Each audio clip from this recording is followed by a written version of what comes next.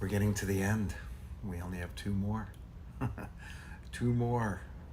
Counting of the Omer until Shavuot on Saturday evening. It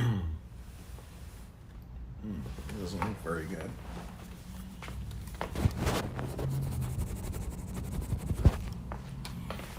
Hopefully that clears things up. Let's take a look and see.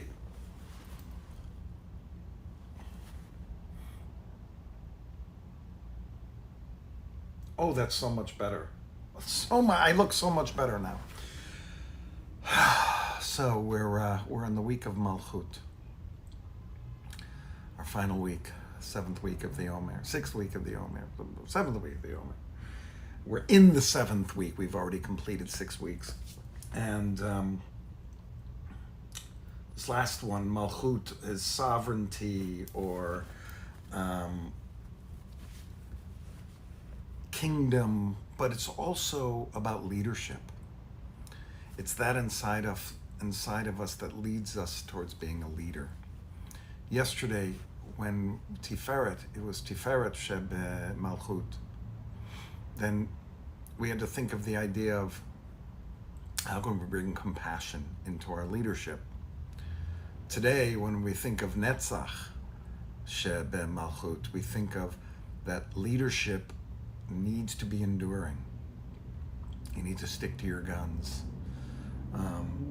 I can't help but reflect on the idea that I've been here for 26 years and tried to lead with Rabbi Geller this congregation in a way to think about being Jewish. Now, my understanding of what it means to be a Jew in the world always changes, but leading us towards a greater knowledge, a greater openness to our Judaism has been kind of enduring underneath the leadership that I've tried to bring into the synagogue. And, kind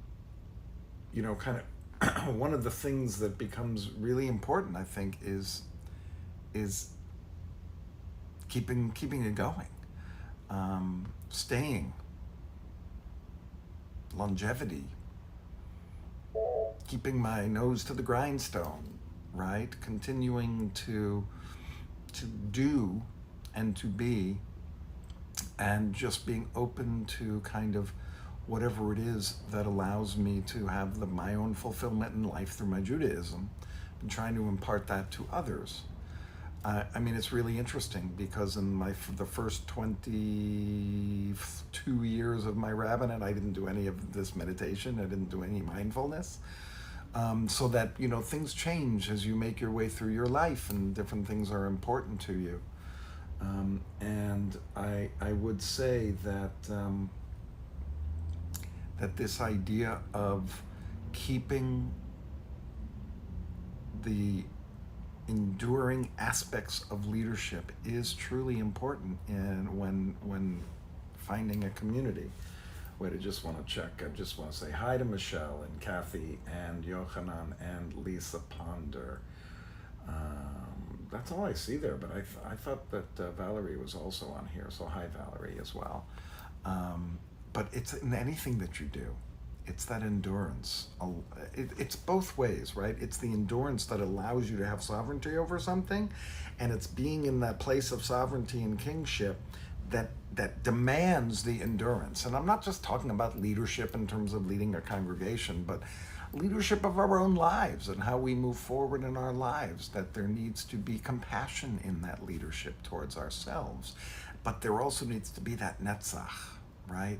There has to be those moments where you say, that's what I need to go and do. That has to be part of my life and what I'm doing. And that energy of putting your own energy forth and out there in an enduring way, that it's consistent and that it keeps going and that you're saying it over and over and over. It is a lot of what we do in this meditation, right? I say the same thing when we start breathing. I always say, allow things to be just as they are for now. Let's concentrate on our breath, and I might describe that in a different way. the enduring aspect of what we do here, and that we do the same thing each time. We meditate for approximately the same amount of time. This is 1/2 hour. We follow by this kind of structure. That has allowed for this to be enduring, at least from my point of view, because of the structure and because I know what to expect. It allows my mind to kind of open up more. So the endurance of the schedule or the form in this particular case is part of what makes this happen. And I think that's true of a lot of what we do in our lives. And to not have, oh, hi Irene, to not have any direction, it's virtually impossible to have any kind of leadership, sovereignty, or kingship, rulership over ourselves. I was talking to a young person, which I do a lot, right? Here, a lot of 12-year-olds, 13-year-olds, and some teenagers as well. And it was very interesting because this person,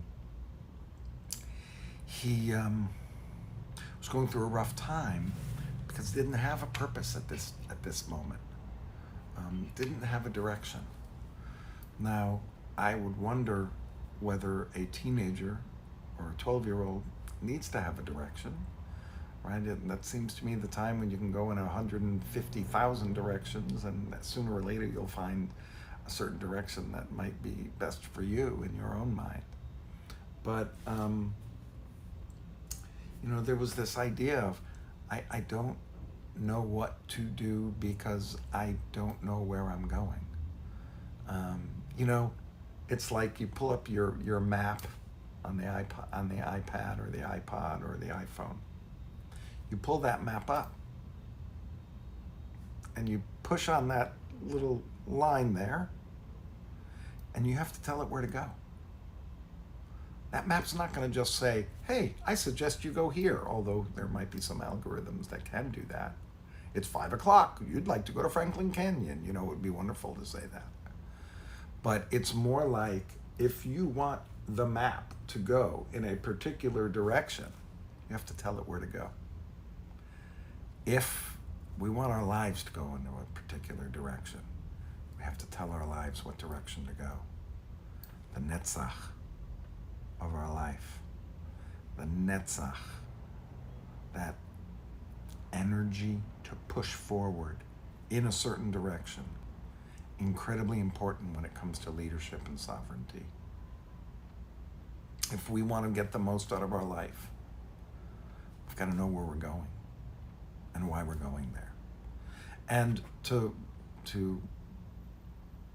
coin my dad's phrase, my father would always say, you make a decision and you stick to it. That's the netzach. You make the decision, you stick to it, make it enduring. Make it so that direction is the direction you're going, and it doesn't have tentacles that come off in many different directions. That's maybe I'll go in this direction, but I kind of like that. It would be nice to, that might not be bad either. That's the kind of thought and idea that takes us away from our own power and takes us away from our own leadership and takes us away from our own sovereignty over ourselves, because we're not sure where we're going. And I think most of us, I don't know if I can make this statement, but most of us don't necessarily have a particular one direction that we're going. I think at different times of our lives, perhaps we might, but once you get into kind of, your everyday life and your the need to make money and pay the bills and do all of that.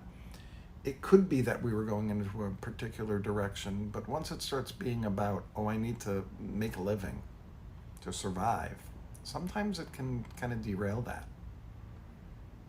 And I think what Netzach Shebe Malchut is saying to us is, no matter where you find yourself, and we'll end on this, no matter where you find yourself, whether it's in a job you love, a place you love, a job you hate, a place you hate, even if you're in a place where you really don't want to be there at all, but you are there, see if you can find a direction for yourself there. See if you can put that netzach into gaining sovereignty over yourself. Because if you don't have your own personal direction, then others are going to form the direction for you. And you don't have malchut over yourself, malchut over your life, malchut over your predicament. Everyone else is dictating and making what you're doing into the enduring aspect of your life. So I think netzach sheba malchut is wherever you find yourself, whether it's your dream place, dream job, dream activity, or it's a fearful activity or a dangerous activity or something that you really don't want to be doing necessarily, but you're finding yourself doing it. Find your purpose in it. There must be a purpose in it. You're there. It is your life. You are doing it. So why not add purpose to it? All right. Let's get to our breathing. Let's get into a comfortable yet strong position. Hello, Adam. Hi, Michelle. Okay. Get yourself ready, whether that means yawning or taking a deep breath or taking in what's around you. But I do recommend you pay attention to the sounds around you, the feelings inside of you. As we breathe, just picture your breath.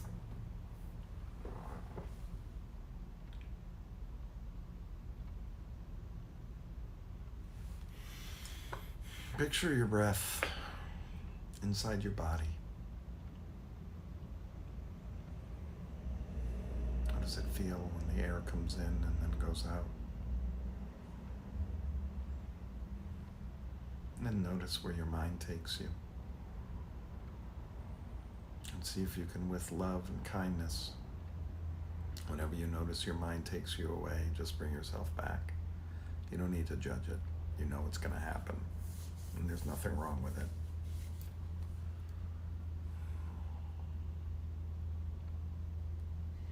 Just allow everything to be as it is for now. You don't have to fix anything. So stop fixing. And just be. Stop doing. And just be.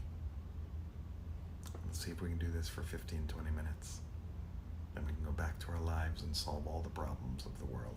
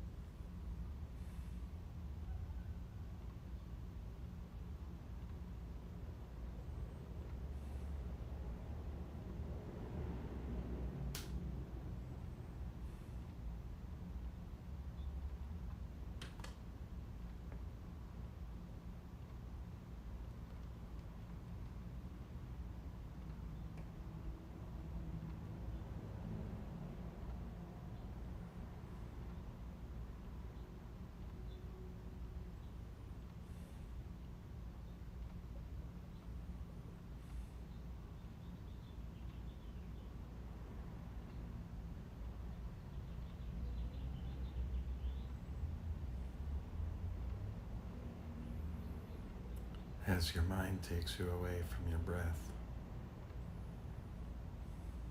with loving kindness and no judgment. Just bring yourself back to your breath.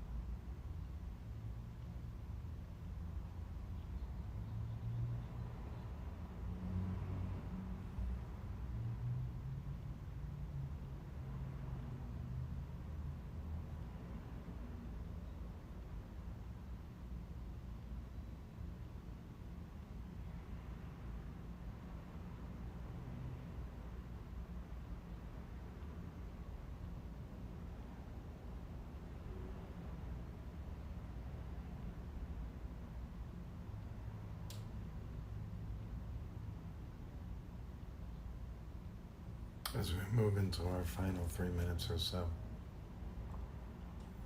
we ask for 2 feelings on this Wednesday. May I feel luminous. May I feel loved. May I feel luminous. May I feel loved. To be luminous is to be shining with light, energy, knowledge, to glow, to shine, to be bright. And may I feel loved.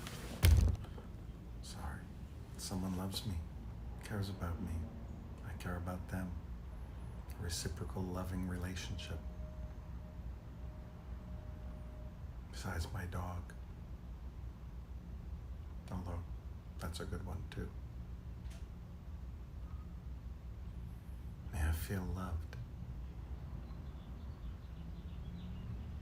May I feel luminous. May I feel luminous. May I feel loved with each breath. Offer yourself one or both of these feelings. May I feel luminous. May I feel loved.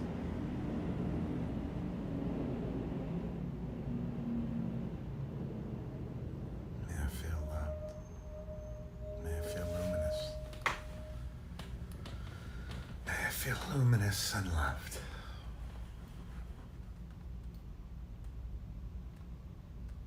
May I feel luminous. May I feel loved.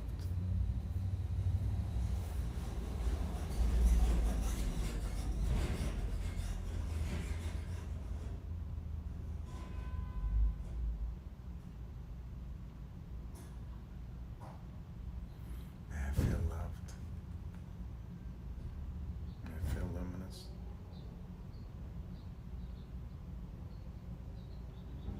May I feel luminous. May I feel loved.